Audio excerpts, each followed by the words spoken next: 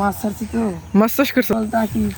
আরে ভাতিজার কথা মানে কি বলবো, মানে কোনো বলার কথাই নেই। আগে ওনার দাদাই মেশিনটা চালাইতো, এখন ভারপ্রাপ্ত কিন্তু ওই অত্যন্ত পারবে। আসসালামু আলাইকুম ভাইস্তে, কি খবর? আলহামদুলিল্লাহ। কি করো?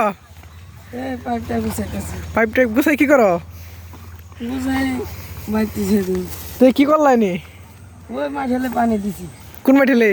ওই যে ওইখানে কি করতেছো? পানি দিতেছো দেখলাম। ওই যে মাছ ছাড়ছি তো। মাছ চাষ করছো? কি মাছ? বিরল টাকি কই। এগুলো চাষ করছো? হ্যাঁ। তো আজকে কি মাদ্রাসায় যাও নাই? আজকে বন্ধ শুক্রবার। তুই শুক্রবার বন্ধ, তুমি খেলাধুলা করো, তুমি এগুলির মধ্যে গেলে আরে চাচা তো না, কাম আছে বাড়ি। কাম আছে? তো তোমার তো খেলাধুলা করা উচিত, সপ্তাহে একদিন বন্ধ পাও। তো তুমি খেলাধুলা বাদ দিয়ে মানে এই কাজটা করার মধ্যে তো কি তোমার মানে তোমার আগ্রহটা কেমন? আলহামদুলিল্লাহ ভালোই। আলহামদুলিল্লাহ ভালোই। তো এই যে দেখেন, এখান থেকে প্রায় 2 থেকে 300 হাত হবে। ওই যে আপনার ওইখানে একটা ছোটো একটা পুকুর আছে। তো পুকুরে কিন্তু সকাল থেকে পানি দিতেছে, আমি দেখছি।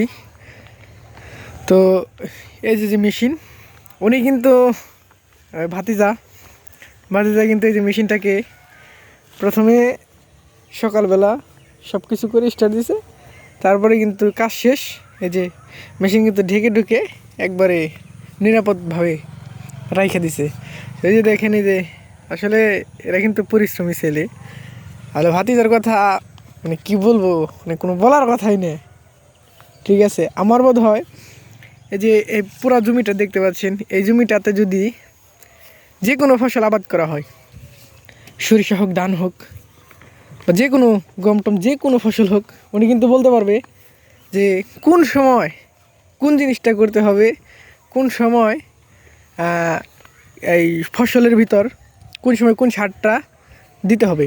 তো উনি কিন্তু আসলে সবই পারবে আমার জানা মতে। তো ওই যে দেখা যাচ্ছে সরিষা, আর ওই ভাতিজার বাসা কিন্তু এই যে খুব কাছেই।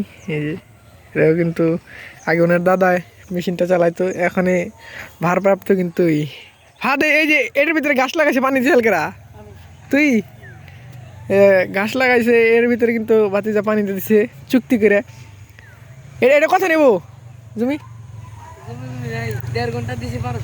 1.5 ঘন্টায় 1200? আল্লাহ, 1.5 ঘন্টায় 1200?